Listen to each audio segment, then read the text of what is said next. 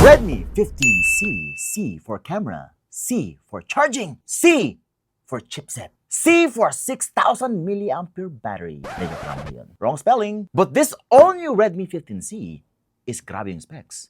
Nagulat ako guys, for only 4,000, 5,000 pesos, meron ka ng 4 gigs of RAM plus 4 gigabytes of extended pa, 128 GB ROM, 6,000 milliampere battery, 33 watts fast charging, and a very big, large display, 6.9-inch, 120Hz refresh rate display. Pero huwag kalimutan ang kanyang camera, 50 megapixel AI camera, at yung kanyang design, kumikinang starry effect sa likod. Pero para sa akin ang pinaka-okay dito is kanyang HyperOS 2.0 software, which is, updated na siya dito. Mabilis, maraming updates in the near future. Hindi mo makita yan sa ibang brand. Kaya kung gagastos ka lang ng 4,000, 5,000 pesos, dito ka na. Ito na ang kunin mo. Redmi 15C. Pero check mo natin kung okay siya. Ako si Vince and you're watching Unbox Diaries. Woohoo!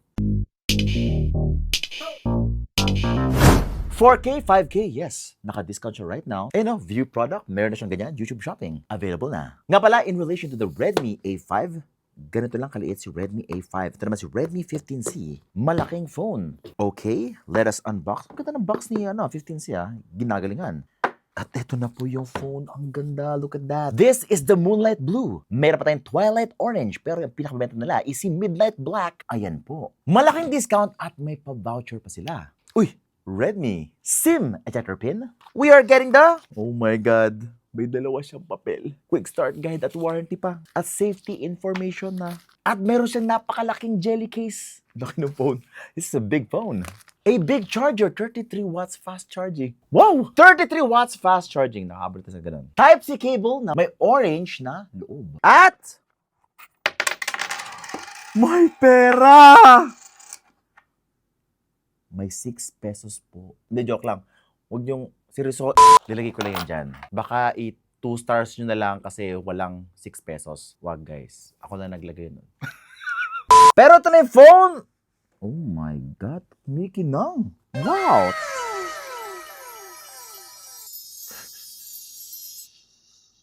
Tingnan mo naman yan, meron pang Redmi 15C, parang signature sa ilalim. I'm loving this midnight blue color. May pag-glittery effect sa likod, tapos meron pa siyang mga pa-waves dyan, or parang wind effect ba yan sa likod? Grabe. Tapos ang laki, tingnan mo yung kamay ko, guys.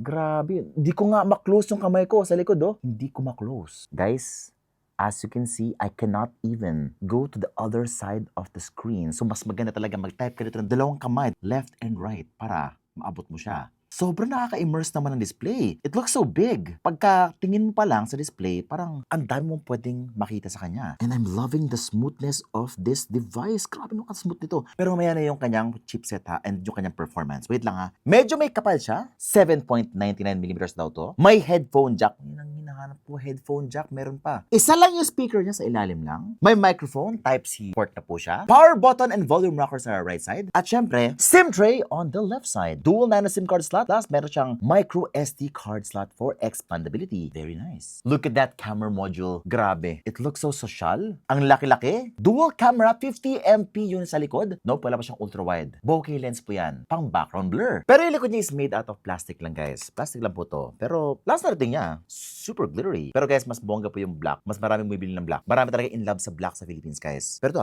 matibay siya. Meron siyang Corning Gorilla Glass 3 display sa harapan. Okay pa rin. Matibay yan, guys. Actually, matibay yung mga cellphone ngayon, Mga scratch resistant, drop resistant, shock resistant. Siguro yung pinaka-strength ng phone na to is yung kanyang sheer size. This is a very big, massive phone. 6.9 inches. Napakalaki. Ang tawag po dito ay phablet. Phone na tablet. Kasi sobrang laki niya, this is my hand. Ito po yung phone. Tapos kapag nanonood ka, nagpo-Facebook, nagpo-play ng games, it just looks so big for a phone. Parang ang liit tingnan ng iPhone ko right beside it. Lahat ng pwede mo makita dito, parang ang laki. Which is a big advantage. Which is parang okay siya kapag medyo hirap ka magbasa, gusto mo mas malaki yung text, or mas marami ka talaga makita kung gusto mo ng ganon. Also, ang laki ng battery nito, 6,000 milliamperes. Pero magaan pa rin siya. And it's very power efficient. Guys, naka 720p display lang po to, meaning it will not consume consume a lot of power. Pwede mo rin babaan sa 60 Hz lang po yung kanyang display. Oh, by the way, up to 120 Hz refresh rate po to. Pwede kang pumunta sa settings nito. O, yan guys ha, HyperOS 2.0 ready na po yan for update. Hindi mo yung makita sa ibang cellphone guys. Yung iba, wala nang update. Pero punta ka sa display, refresh rate, at ayan na guys, pwede mo siyang baguhin yung refresh rate from 60 Hz to 120 Hz. Kung gusto mo na smoothness, yung very smooth na galawan sa home screen, sa Facebook, 120 Hz. Pero kung hindi mo naman kailangan yon, gusto mo na mas mahabang battery life, mag 60 Hz ka na lang. At babaan yung brightness lagi ng inyong display. At mag dark mode ka na rin para, yes, may dark mode po siya, guys, may dark mode po siya. Sa settings, you can turn that on and off para mas okay sa mga mata nyo. Ako, mahilig ka sa dark mode, guys. Yung white kasi para nakasilaw talaga. Mas sa mata. Especially kapag dark yung room nyo. Talagang nag-stand out yung white color. Wait lang. Ba't ang bilis ng phone na to? Ano yung chipset ito? Helio G81 processor. 4 gigs of RAM. Kaya umabot ng 8 GB with extended. 128 GB of storage. Kaya naman, syempre, naka-download din ng maraming apps dito. Mobile Legends, Call of Duty, Genshin Impact, HOK. Huwag kalimutan yan. Antutu benchmark, 300,000 points. Uy, nag-dark mode din sa Antutu. Global pala tong dark mode niya. Hindi lang China. O, hindi pa ito China ROM. This is global ROM. This is the NTC variant po natin. Official Xiaomi Philippines. May Google Play Store po yan. Yes. Kompleto yan sa Google, YouTube, YT Music. All in all, mas maganda siya, mas malaki. Tingnan lahat. Kitang-kita mo yung details. Yung skin is vibrant and it really shows. 6.9 inch yung display. Ang laki, ang haba. Wow. Test ko nga yung vibration nito. Now for watching YouTube, well, syempre guys, hanggang 720p na naman po siya. Pero babot siya ng 1080p for some videos. Pero kasi, hindi nagma-make sense yun. Kasi nga, hanggang 720p lang po yung kanyang screen. And you won't even notice the difference sa 1080p at 720p on this device. Pero madalas naman tayo talaga nanonood ng mga 480p lang po sa YouTube sa mga smartphones natin. Kasi nga, it takes a lot of data when you play and watch videos on YouTube. Netflix videos is also very nice. Clean naman po sila. Mas enjoy manood ng mga movies sa isang malaking screen. By the way, meron ka pang headphone jack dito kung gusto mo, mas private ang listening experience mo. Sa gaming naman, well, it's actually much better than the Redmi A5 or any 3,000 peso smartphone out there. If you're willing to upgrade, 1,000 na dagdag mo or 1,500, mas maginhawa na ang experience sa gaming. Dahil ito ay meron ng Helio G81 processor. 300,000 points ito to benchmark. Hindi siya kasing lag ni Redmi A5. Ang map quality niya is medium graphics. Pwede ka rin mag-standard pala. Actually, standard okay pa rin. 60 FPS, kayang-kaya po niya guys. Pero may konting frame drops lang po kapag medyo marami na nangyayari sa screen. Maraming effects, maraming heroes, nagka-clash. Yun na lang po guys. Pero guys, for the most part, very playable po siya. Pero kung assassin user ka, kung MM user ka, kung gusto mo ng very accurate, very fast-paced at makakapag-combo ka ng maayos, kailangan talaga bumili ka ng isang gaming phone or mid-range phone like a Poco X7 Pro, Infinix GT30 Pro, mga ganun. Nagagas ko talaga ng ganun guys. Pero kung fighter ka, tank ka, or even a mage, or hindi ka naman ganun ka hardcore talaga, casual ka lang na gamer, okay naman to. No problem. It's very, very much playable and it feels so great on Mobile Legends. HOK din, ganoon din po siya. Same lang sila in terms of performance. Sa Call of Duty naman, kaya niya mag-medium graphics, high frame rates, and very smooth naman po siya. Wala nang problema siya sa Call of Duty. Very optimized naman po si Call of Duty for most games. Pero hindi siya naabot ng 60 FPS. Siguro mga 30 FPS lang po to na nakita ko. Or Candy Crush Player, Plants vs. Zombies, Subway Surfer. Guys, this is gonna be a very, very smooth phone. Sa camera naman, meron po siyang 8 megapixel selfie camera, 50MP rear camera, and another 2MP bokeh lens. Syempre, mas maganda yung kanyang camera kay Redmi A5. It's much clearer, better contrast, better details, and better selfie. May HDR pa siya. Yan. What? And guys, meron na siyang watermark sa selfie. Nice. Grabe naman to.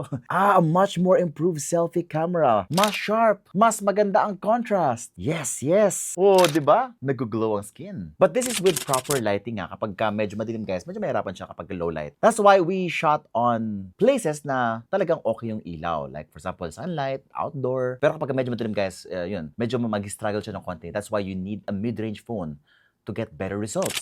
Pero if you have good lighting, you can actually get mid-range results with this camera. Ganda na skin tone. Ibang-ibang klase na talaga yung camera ni Xiaomi. May beautification pa at hindi OA ang beautification ni Xiaomi. Yun nga lang, sa video, 1080p up to 30 frames per second lang po siya. Hey guys! Welcome to my vlog. At ito na po yung ating testing ng kanyang 1080p 30 FPS video. Pag naglakad po tayo ng ganyan, wala po siyang EIS. So, medyo magiging mauga yung ating camera. But, if you have a gimbal, no worries. Pero kasi guys, ang gimbal ay nasa 3,000 pesos, 2,000 pesos. So, ito naman 4,000 pesos. So, I don't think bibili ka na ganun just for that. Kung gusto mo mag-upgrade ka na lang sa mid-range phone for a better video experience. Yeah, yun po yung selfie camera and yung rear camera is wala din yung EIS. Ayan. At hanggang 1080p, 30 frames per second. Hey guys! Welcome to my vlog. ganda ng At sounds. ito na po yung ating testing ng kanyang 1080p, Ang ganda ng 30 sounds. FPS video. Pag Bombo. naglakad po tayo ng ganyan, wala po siyang EIS. So, medyo magiging mauga yung ating camera. But, if you have a gimbal, no worries. Pero kasi guys, ang gimbal ay nasa 3,000 pesos, 2,000 pesos. Pero sa nakita kong specs, sa nakita kong performance, and even the camera for the price, that is simply a wonderful value for money. Lalo na sa presyo na ngayon, 4,000 plus na lang, tapos makumputo lahat, 4,128 na, 6,000 milliampere. This is crazy value. Guys, i-check nyo na siya right now. View product! Guys, ang sabi po ni Sham sa akin, limited lang po yung stocks ng Redmi 15C. So, unahan mo na lahat, check out mo na yan. Pero guys, if you want something else, ibang brand, ibang model, Tecno, Infinix, Vivo, Oppo, sige, mag-review tayo niyan, pero mag-subscribe ka. And hit the bell icon so that you don't miss any of my great content. What's been, and you're watching Unbox Diaries. Ooh.